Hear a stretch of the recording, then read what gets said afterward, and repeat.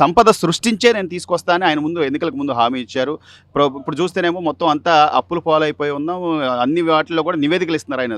శ్వేతపత్రాలు విడుదల చేయడం కానీ, ఎక్కడెక్కడ మనకి ఇబ్బందులు పడ్డాం అనేది చూపిస్తున్నారు ఆయన.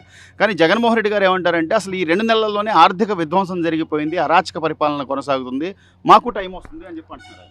గత ప్రభుత్వం వచ్చిన కాడ నుంచి కూడా ఈ టీచర్స్ కానీ ఎంప్లాయీస్కి ఎప్పుడు కరెక్ట్ టైంకి జీతాలు ఇవ్వలేదు. ఈ ముసలోళ్ళకి ముతకోళ్ళకి చిన్న అవ్వాతాతలకి ఇవ్వాల్సిన పెన్షన్ డబ్బులు ఎప్పుడుకో వచ్చాయి, పెంచుకుంటూ అది కూడా ఒక టైం అంటూ లేకుండా 15వ తారీఖు దాకా 5వ తారీఖు దాకా 10 రేపు అని చేసుకొచ్చాడు.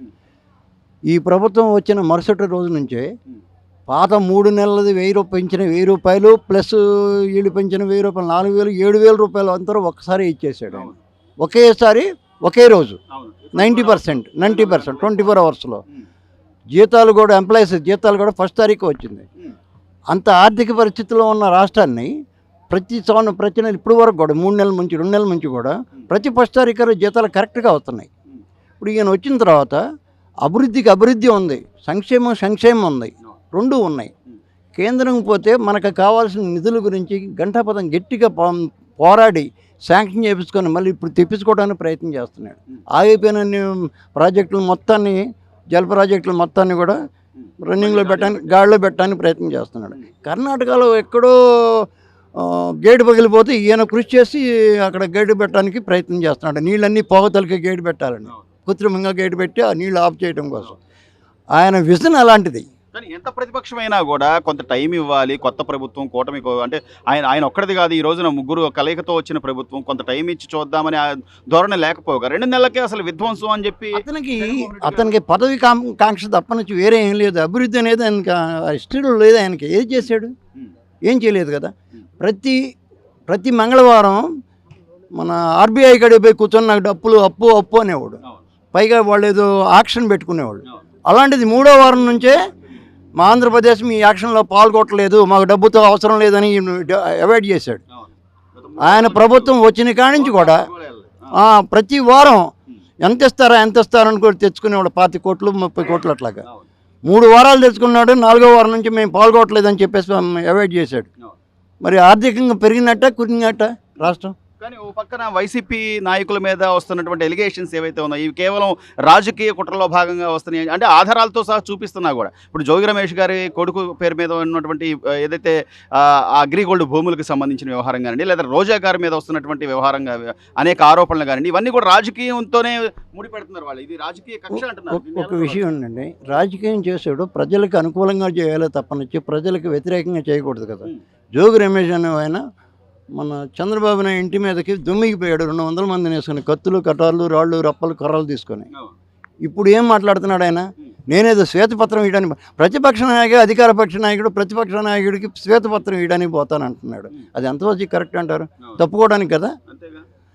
నా కొడుకు చిన్నపిల్లాడు, నాకు ఏం తెలియదు, అమెరికాలో చదువుకొని వచ్చాడు, ఉద్యోగం చేసే కుర్రాడు అని చెప్పి వాళ్ళ అమ్మ జోగి రమేష్ భార్య వీళ్ళందరూ గోల్ చేస్తున్నాడు. సో ఓవరాల్గా చూస్తే సార్ ఈ 2 నెలల్లో అటు కూటమి ప్రభుత్వం కానీ గత 5 ఏళ్లలో జగన్మోహన్ రెడ్డి గారి ప్రభుత్వానికి కానీ వ్యత్యాసం కనపడుతుంది అంటారా? చాలా కనపడుతుంది. ప్రజలు కూడా చాలా సుభిక్షంగా ఉన్నారు, ఏ గొడవ లేదు. పైగా గొడవలు ఉన్నాయని పోలీసు వాళ్ళు ఇది చేస్తున్నారని ఆర్థిక లా అండ్ ఆర్డర్ సరిగా లేదని 40 మంది చనిపోయారని మా కార్యకర్తలను చంపేస్తున్నారని వాళ్ళు మరి పేరు ఇవ్వమండి ఇవ్వట్లేదు. ఇప్పుడు వాళ్ళు యాక్షన్ తీసుకోకపోతే నువ్వు ధర్నా చేయి. నువ్వు స్టేట్ గవర్నమెంట్ ఆధారాలు ఇచ్చావు. ఇవాళ మీరు 100 తప్పులు చేశారు, మీ 100 తప్పులు కూడా రుజువు చేసే వరకు మీ జోలు రావట్లేనా? నువ్వు నీ పరిపాలనలో అసలు ఏం సమస్య లేకుండా కారణం లేకుండా రుజువు లేకుండా దశపై బొక్కలు వేసావు. అన్ని కేసులే, అందరి మీద కేసులు, అన్ని వర్గాల మీద 53. ఆయన కూడా నిరూపించలేకపోయారు కదా. ఇప్పుడు ఏదైనా కాదు చూపించి ఏపీయాల అసలు ముందుకి జైల్లో పెట్టిందారంటే ఎంక్వైరీ తీసి తెస్తారంట. అది ఎంతవరకు కరెక్ట్ కాదు కదా. అంటే ఓవైపు అన్నా క్యాంటీన్లు అని, మరోవైపు ఆంధ్రప్రదేశ్ అమరావతి డెవలప్మెంట్ అని, జంగల్ క్లియరెన్స్లో పెద్ద కొండ చెరువులు కూడా కనపడుతున్న పరిస్థితి.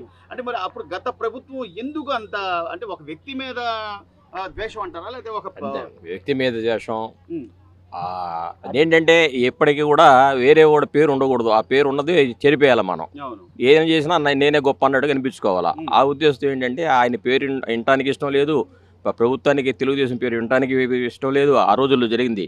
ఆ విధంగా వాళ్ళు విధ్వంసం చేశారు. ఎంతసేపటికి ఏంటంటే ప్రజాపాలన అనేది పక్కన పెట్టేసి చెడు చేస్తాం, వేరే వాళ్ళని చెడగొడదాం, వేరే వాళ్ళ మీద కక్ష తీర్చుకుందా ఈ సంవత్సరాలు గడిపేశారు. కానీ ఏం సాధించగలిగారంటారు? ఏం సాధించాలి, అదే అందుకనే ఓట్ల ద్వారా చెప్పారు ప్రజల బుద్ధి. చెప్పింది ఏంటంటే ఇప్పుడు ఏం చేశారు చూసారు, మనంతా సైలెంట్గా ఎక్కడ కాదు, మాకు 39% ఓటు బ్యాంక్ ఉంది, ఇంకా మేము ఇంకా ఆశలు ఉన్నాయి. ఏమీ లేదండి. వాళ్ళంతా డస్ట్బిన్లోకి వెళ్ళిపోయినట్టే, ఇంకా దానికేం సమస్య లేదు. కానీ ప్రజలు కూడా మంచి తీర్పు ఇచ్చారు. ఇప్పుడు ఈ ప్రభుత్వం ప్రజెంట్ ప్రభుత్వం మాత్రం బాగా పనిచేస్తున్నారు. అసలు ఈ తెల్లాలేసిన కానీ ఏం చేద్దాం అభివృద్ధి అదే తప్ప ఎవటోడు ఏం చేశాడు, ఇంతకుముందు ఏం చేశాడో వాడిని పడేద్దాం, ఈ కక్ష సాధింపులు ఏమి లేవండి ప్రస్తుతానికి. ప్రజెంట్ చక్కగా హ్యాపీగా తెల్లారుతుంది, వాళ్ళ పనులు వాళ్ళు చేసుకుంటున్నారు, అభివృద్ధి చేస్తున్నారు, ఇండస్ట్రీ కావాలని చెప్తున్నారు. ఇవాళ ప్రతి ఊళ్ళో, మన దేశంలో, మన ఆంధ్రప్రదేశ్లో, మన రాష్ట్రంలో ప్రతి ఇంటి నుంచి కూడా మనకి భుక్తి లేక వేరే దేశాలకు వెళ్ళిపోతున్నారండి, వలసలు పోతారు. ఏ ఇంట్లో చూసినారో ముసలోళ్ళు తప్ప యంగ్ పీపుల్స్ లేరు. ఇప్పుడు ఈ చంద్రబాబు నాయుడు పుణ్యం అంటే రాబోయే 10 సంవత్సరాలు మనకి ఇండస్ట్రీ వచ్చి శుభ్రంగా ప్రతి వాళ్ళు మన ఇండియన్స్లో మంచి మేధావులు ఉన్నారు, మేధస్సు ఉన్న వాళ్ళు ఉన్నారు.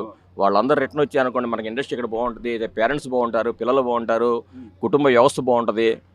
అది మాకు కావాలని కూడా మేము అదే కోరుకుంటున్నాం. చంద్రబాబు గారు అంటే ఇండస్ట్రీలు కానీ, లేకపోతే సంస్థలను కానీ, లేకపోతే రోడ్లు కానీ, అంటే రవాణా రంగం కానీ, వీటన్నిటి మీద దృష్టి పెడతారని అందరికీ తెలిసిన విషయమే. నిన్న శ్రీ సిటీకి వెళ్ళినప్పుడు ఆయన ప్రారంభించిన సంస్థలు కానీ వీటన్నిటి మీద కూడా ఈరోజు నాకు మాజీ ఐటీ శాఖ మంత్రి గారు అమర్నాథ్ రెడ్డి గారు దాని మీద కూడా కౌంటర్లు వేస్తున్నారు. ఆయన అంటే గుడ్డు రావాలి, పిల్ల రావాలి అన్న వ్యక్తి కూడా చంద్రబాబు నాయుడు గారు విమర్శించే పరిస్థితి ఉందంటారా? ఈరోజు ప్రభుత్వం ఎలా అంటే ఎవరు ఏమి విమర్శించినా, ఎన్ని రాళ్ళు వేసినా వాళ్ళ గురించి ఆర్గ్యూ చేస్తాం, కానీ అక్కడ టైం వేస్ట్ చేసుకునే విధానంలో లేరండి. మన అభివృద్ధి మనం చేసుకుంటూ వెళ్ళిపోతామే. వాళ్ళు వాగుతూ ఉంటారు, రాళ్ళు వేసి వాళ్ళు రాళ్ళు వేస్తూనే ఉంటారు. దాని గురించి అంతే, దాని గురించి మనం ఆర్గ్యూ కూడా చేయకూడదు. ప్రజలు కూడా ఆర్గ్యూ చేసే విధంగా లేరండి.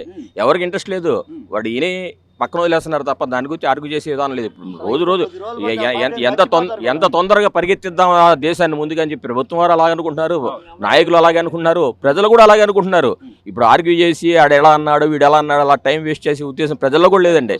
ప్రజల్లో కూడా లేదు, హ్యాపీగా ఉన్నారు. మా ఉద్దేశం ఏంటంటే ఒక 6 నెలల నుంచి ఇంకొక 6 నెలలు గడిస్తే కానీ మన రైలు పట్టాల మీద ఎలా పరిగెత్తుద్దని చూపెడతానికి టైం పడుతుంది. మరి 2 నెలల్లో కాదు, 6 months తర్వాత మాత్రం ప్రభుత్వ పరిస్థితుల్లో కూడా చాలా మార్పు వచ్చింది. మర్చిపోతారు. ఈయన ఇలాగనే ప్రతిదానికి చిన్నదానికి పన్నదానికి ప్రతిదానికి కౌంటర్ చేసి అబద్ధాలు చెప్పాను. ఇప్పటికే అబద్ధాలు ఇని ఇసిగిపోయారు. ఈ అబద్ధాలు నిజం చెప్పినా కూడా ఇంక నమ్మరు, నమ్మే స్టేజ్ లేదు ఎవరికి.